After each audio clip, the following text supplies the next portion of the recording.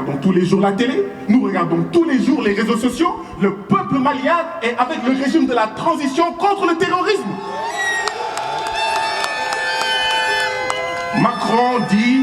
Macron dit que nous devons avoir de la décence pour les 53 soldats français morts dans le Sahel.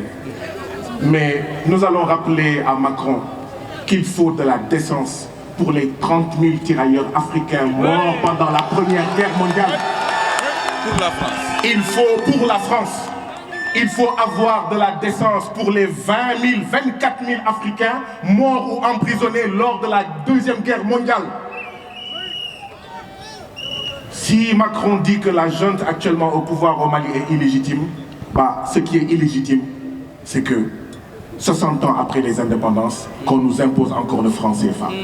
Ce qui est illégitime, c'est la présence militaire française en Afrique, au Sénégal, en Côte d'Ivoire, à Djibouti, au Mali, etc. C'est ça qui est illégitime. Mais Sénégalais et Maliens, 53 soldats maliens, français sont morts pour le Sahel. Posons-nous la question, qu'est-ce qui fait courir la France? Qu'est-ce qui fait courir la France pour que la France accepte de perdre 53 vies françaises? Est-ce que c'est pour les Maliens? Est-ce que c'est pour les Sénégalais? On va en venir. Aujourd'hui en France, il y a 9 200 000 Français qui sont pauvres. Vous pensez que Macron aime plus les Maliens que ces 9 200 000 Français pauvres? Chaque année, il y a 600 agriculteurs français qui se suicident. Vous pensez que Macron aime mieux les Maliens et les Sénégalais que ces 600 agriculteurs français qui se suicident? Il y a plus de 300 SDF qui meurent en France chaque année. Au lieu de s'occuper de ces 300 SDF, de ces 600 agriculteurs, de ces 9 200 000 Français qui sont pauvres, qui sont en dessous du seuil de la pauvreté en France, la France vient prétendre qu'elle aime plus les Sénégalais et les Africains. Au Mali, il y a du bauxite, du lithium, du manganèse, du cuivre, du fer, du phosphate, du pétrole, de l'uranium, du sel, etc., etc. Et ce qu'on n'a pas encore découvert. Voilà ce qui fait courir la France. Voilà pourquoi la France ne veut pas dégager. Et c'est honteux que nos présidents, soient manipulés par la France pour punir le peuple malien, parce que le peuple malien a dit France dégage. C'est honteux que Ouattara, Patrice Talon, etc. soient manipulés par la France et l'Union européenne pour sanctionner le Mali. Mais je voudrais rappeler au président Macky Sall, peut-être qu'il ne connaît pas la géographie, le Mali, la superficie du Mali, c'est 6 fois celle du Sénégal. C'est plus de 1 million de kilomètres carrés. Le Sénégal, c'est 196 000 et quelques kilomètres carrés. Et le président Macky Sall a le culot de dire qu'il va sanctionner le Mali. Même la Gambie prétend qu'elle va sanctionner le Mali. Alors que le Mali, c'est 6 fois le Sénégal. Je ne parle pas de la Gambie, je ne parle pas du Bénin, je ne parle pas du Togo. Ni Kounou Yep. Ni Kounou Yep. France dégage. France dégage. France dégage. France dégage. Je suis d'accord et je voudrais terminer par ça. Avec Aliou Sané, Hassan Clédor, Khadim Bambas, etc. Aujourd'hui, ce n'était qu'un début.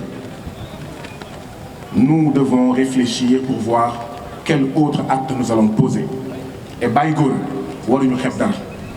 Il y a plus de 800 camions sénégalais à Kidira, au niveau de la frontière malienne. 800 camions sénégalais, c'est 800 familles. 800 familles, c'est 8000 personnes au moins, disons 10 000 personnes, qui n'arrivent pas à vivre aujourd'hui, car étranglés au même titre que les Maliens. Ça ne peut plus durer, ça ne peut plus continuer. Nous donnons un ultimatum au président Macky Sall. Il faut réfléchir à des campagnes de boycott. Il faut réfléchir à des manifestations devant les ambassades de France, devant les bases militaires françaises ici au Sénégal et ailleurs. S'ils osent toucher à un seul cheveu des Maliens, la CEDEAO a dit qu'il y a une force en attente, etc. Nous les mettons en garde.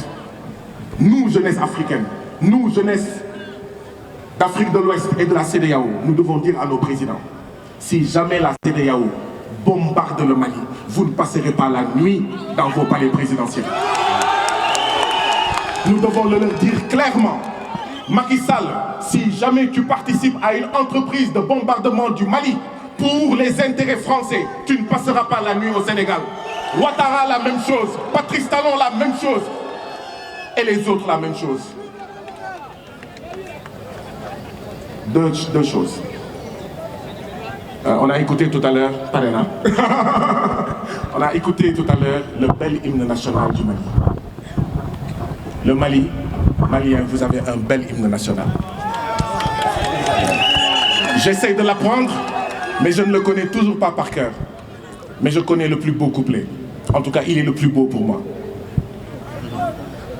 Pour toi Afrique et pour toi Mali, notre drapeau sera liberté.